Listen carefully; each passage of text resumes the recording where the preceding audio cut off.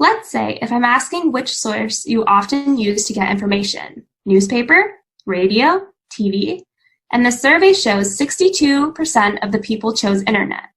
You might be thinking I am going to say how important the internet is, or how quickly it has changed the world for a few years. But what if I tell you this survey is conducted on the website globeandmail.com? Our answer will be different because the people who did this survey on a website must be frequent users of internet. This sample is a biased sample, so we have to pay attention to how a survey is conducted.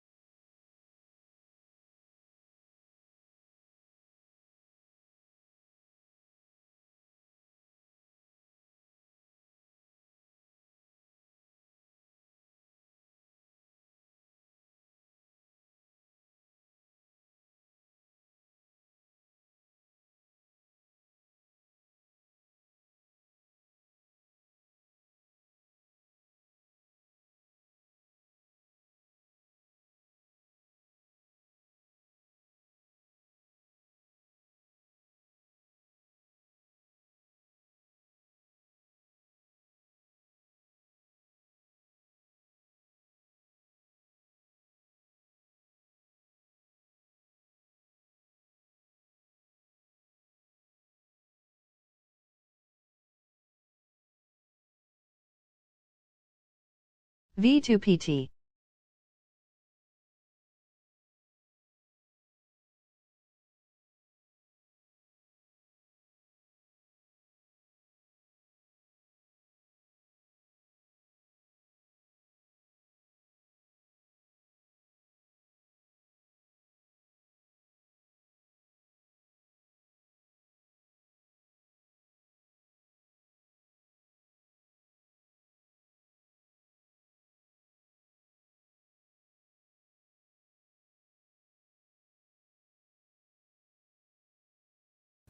Today we're going to recount heroic tales of superhuman feats of strength, when in the face of disaster, some people are said to have summoned up incredible physical power to lift a car off of an accident victim, move giant rocks, or like Big John of song, single-handedly hold up a collapsing beam to let the other miners escape. Are such stories true? There are many anecdotes supporting the idea, but we're going to take a fact-based look at whether or not it truly is possible for an adrenaline-charged person to temporarily gain massive strength. In proper terminology, such a temporary boost of physical power would be called hysterical strength. The stories are almost always in the form of one person lifting a car off of another. In each of these cases, some aspect of leverage or buoyancy probably played some role in reducing the magnitude of the feat to something more believable. And even lifting many cars by several inches still leaves most of its weight supported by the suspension springs. But our purpose today is not to debunk any of these specific stories. The majority of them are anecdotal, and interestingly, not repeatable.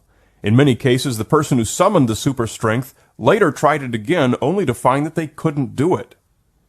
Basically, what we have is a respectably large body of anecdotal evidence that suggests that in times of crisis, danger, or fear, some people have the ability to temporarily exercise superhuman strength.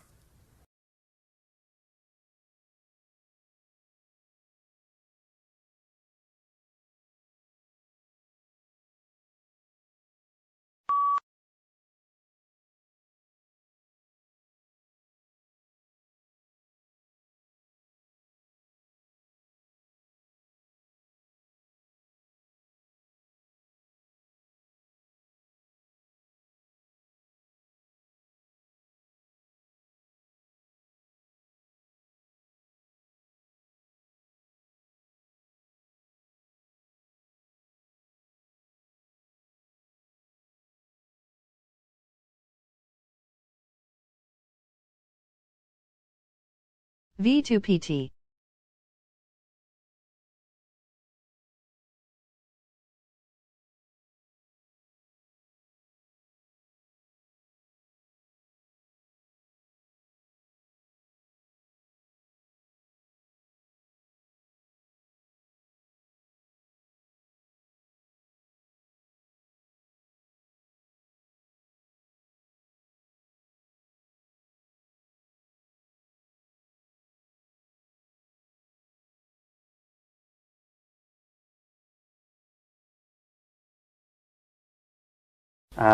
But we can really thank the Great Exhibition of 1851 for giving us the world's premier taxi service.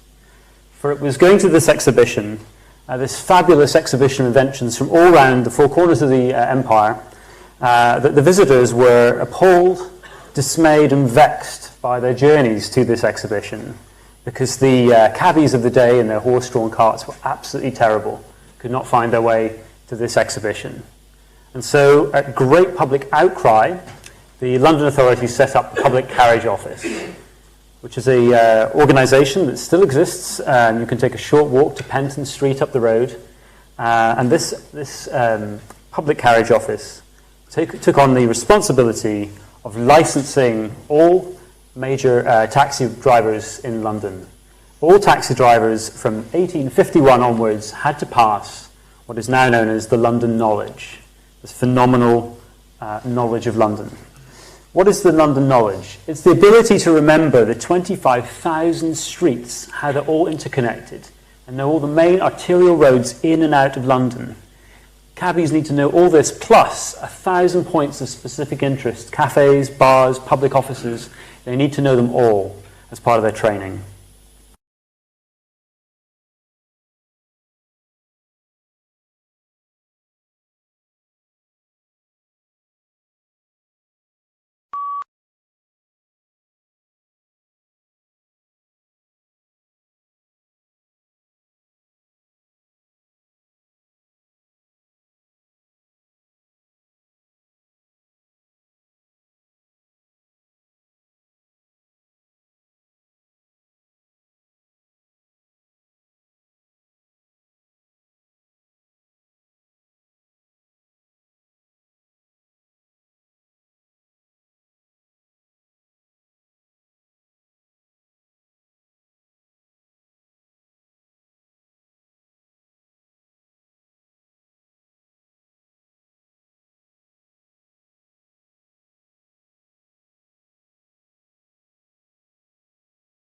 V2PT.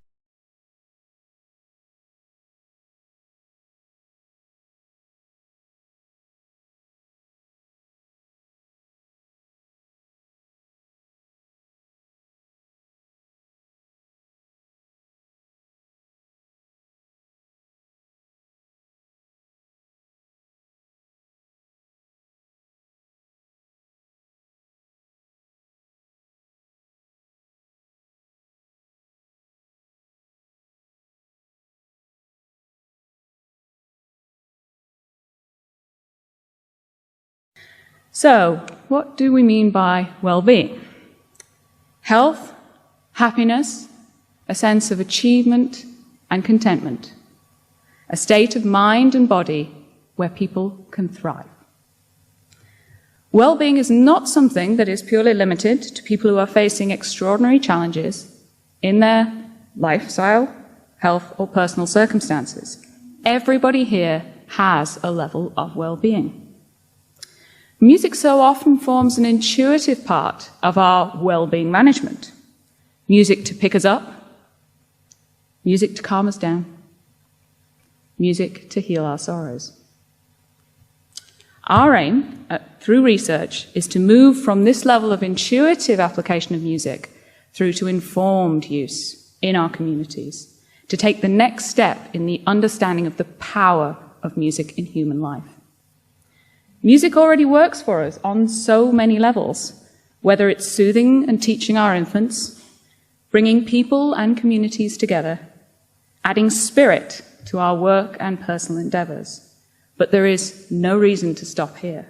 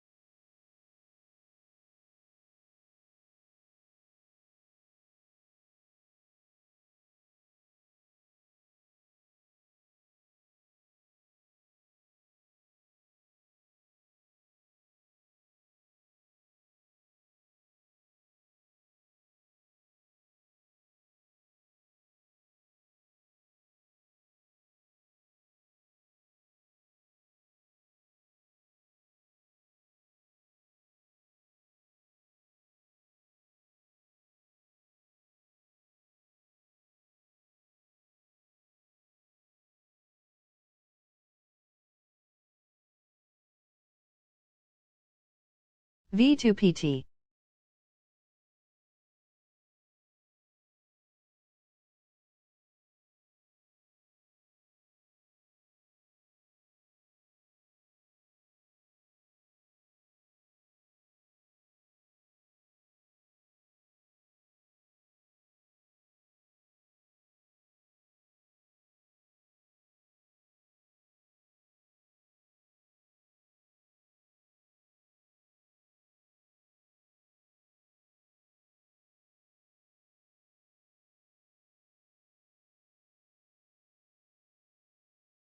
As Joanne pointed out, only one country, tiny little Bhutan, wedged between China and India, has adopted the gross national happiness as the central index of government policy, and actually has had a good deal of success in education and in health and in economic growth and in environmental preservation, and they have a rather sophisticated way of measuring the effects of different policies on people's happiness. But they are the only country to go that far.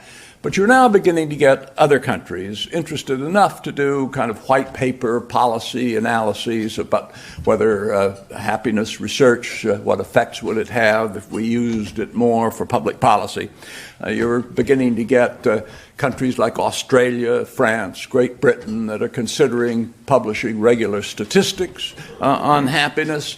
So it's beginning to become a subject of greater interest for policymakers and legislators in different advanced countries.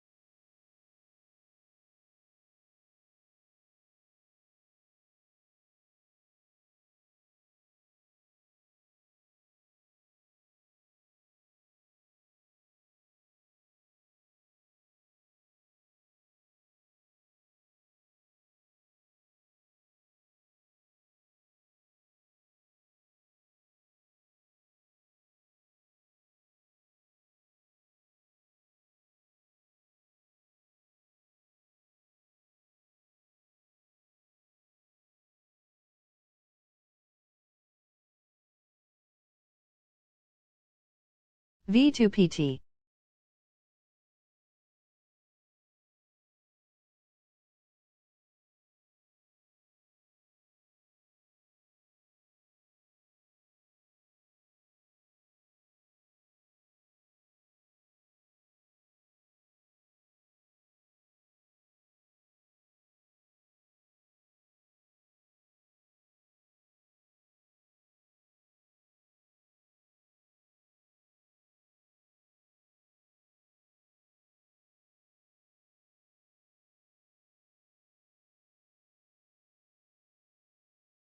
But you can see from the relatively crooked and narrow streets of the city of Rome as they look from above today, you can see that again, the city grew in a fairly ad hoc way, as I mentioned. It wasn't planned all at once, it just grew up over time, beginning in the 8th century BC. Now this is interesting, because what we know about the Romans is when they left to their own devices, and they could build the city from scratch, they didn't let it grow in an ad hoc way.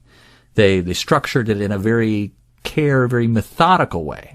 That was basically based on military strategy and military planning. The Romans, they couldn't have conquered the world without obviously having a masterful military enterprise. And they were everywhere. They went on their various campaigns, their various military campaigns. They would build camps, and these camps were always laid out in a very geometrical plan along a grid, usually square or rectangular.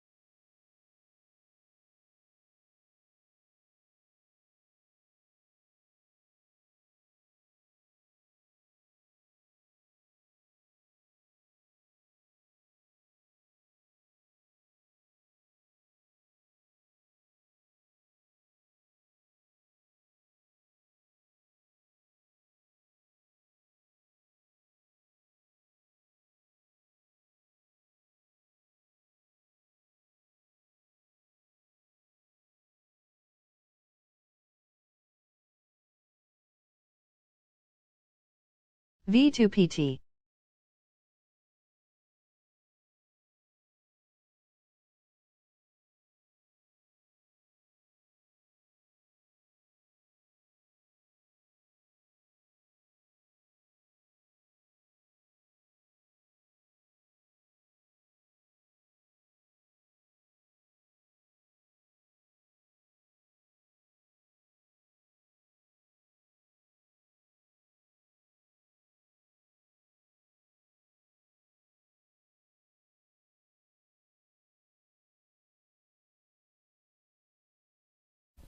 We are going to start Chapter 3 today. The chapter is on cave paintings. Who can tell us about cave paintings? The drawings are mostly of animals. Correct. The animals are mostly bison, horses, and deer. The most common themes in cave paintings are large wild animals such as bison, horses, aurochs, and deer. Anthropologist Abby Bruill interpreted the paintings as being hunting magic. That is to say, they were meant to increase the number of animals. Drawings of humans are rare and are usually schematic rather than the more naturalistic animal subjects. Who can guess when cave painting started? Prehistoric times? Yes, the paintings were made during the Upper Paleolithic, about 40,000 years ago. Let me ask you another question. Who drew the paintings? Artists? Good answer, but who were the artists? What were their positions? Tribal leaders? Close, but incorrect. The artists were believed to be respected elders or shamans. The main colors of the paintings were limited to yellow, brown, charcoal, red, hematite, and manganese oxide.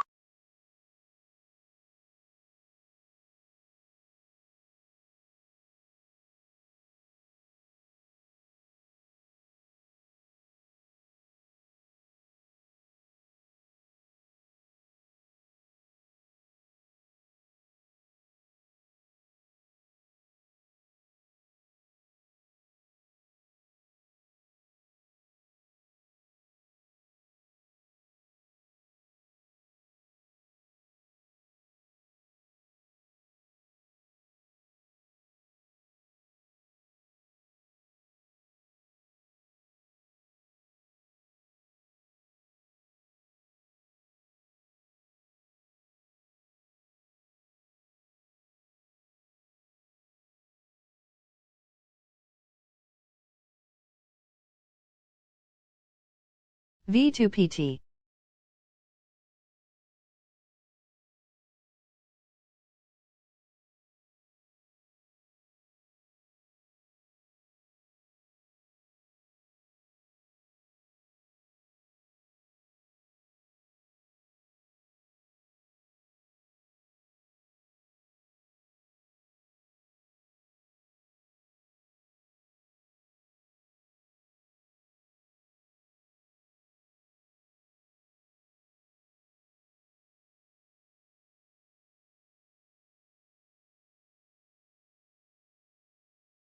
The history of software is, of course, very, very new.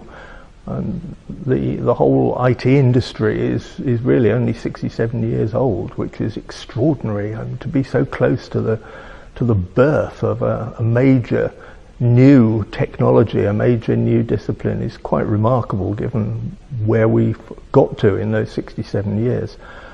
And the progression has been not so much a progression as a stampede, because Moore's law, the rapid expansion in the power of computing and the rapid fall of the cost of computing and storage and communications, has made it feasible for information technology to move into all sorts of areas of life that were never originally envisaged. What has happened is that there has been, as I said, a stampede for people to pick the low-hanging fruit. And that is what's guided the development of software and information technology over the past decades, and continues to do so, with a number of consequences that we will explore.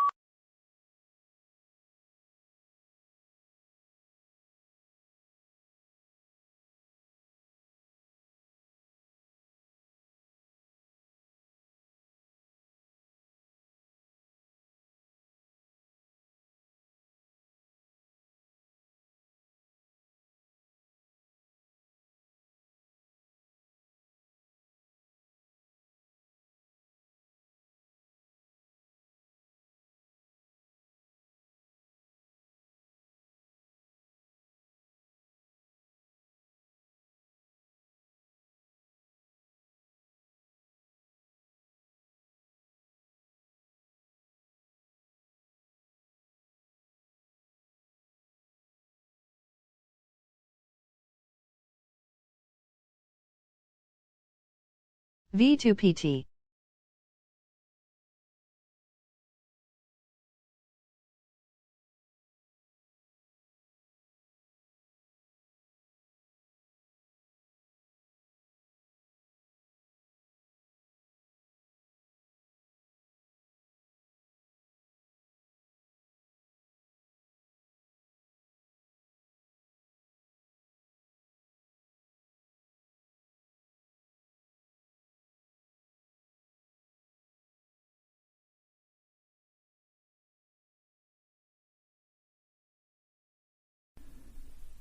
Many parents communicate and educate their children with two languages, probably because they both know more than one language or they come from different countries. Most of these parents think this can benefit their children's language learning, but actually kids will get confused when their parents use different languages from each other to describe the same subject. If one parent sticks to one language and the other one sticks to another, their children will not be confused anymore.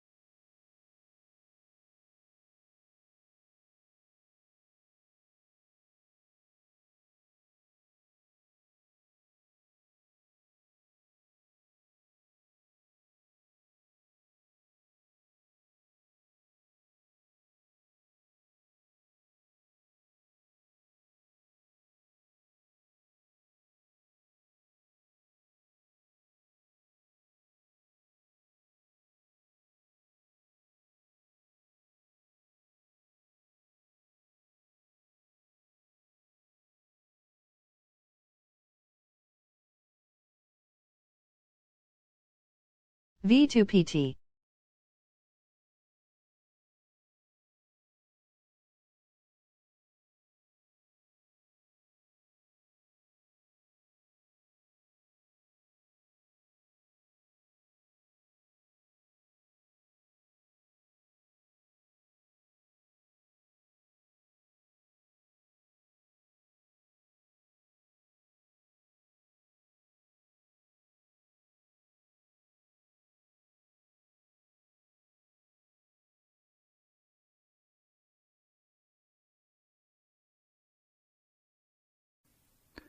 But Aristotle says the reason we need rhetoric is we have to be able to use it. To use rhetoric influence the ramble. We try to get them to understand truth. Truth is suggest, is different than rhetoric. Rhetoric is the dressing, is the body, right? Truth is the spirit, is the soul, is abstract. It doesn't have a body. It's not particular. If you want to get somebody to the truth, you might have to use some kind of tricks, right? Because most of people are not sound and can see the truth. That's what we think. Most people are rambles, really. Only the educated, be erudite, are actually capable of seeing the truth. If you want to get the general mass there, you may have to do a little bit. So Aristotle, that is rhetoric. Rhetoric is something that is used to influence people, right? And it's kind of mentally promised a logic.